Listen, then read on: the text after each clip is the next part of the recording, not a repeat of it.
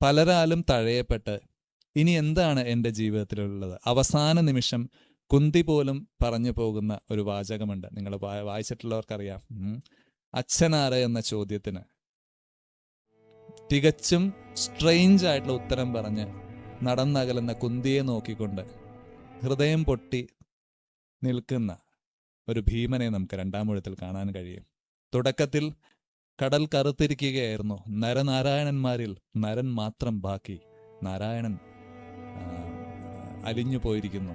അതെ, ശ്രീകൃഷ്ണന്റെ മരണത്തോടെ ഉണ്ടായ കാര്യങ്ങളോട് കറുത്ത കടലിലെ കാണിച്ചുകൊണ്ട് നടന്നു നീങ്ങിയ അല്ലെങ്കിൽ എഴുതി നീങ്ങിയ രണ്ടാം ഊഴം അവസാനിക്കുന്നത് ഭീമന്റെ ദുഃഖത്തിലാണ്, ഭീമന്റെ ആത്മസംഘർഷത്തിലാണ്.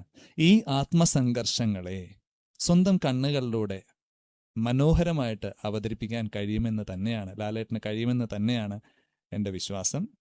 ഇതെൻ്റെ കാഴ്ച.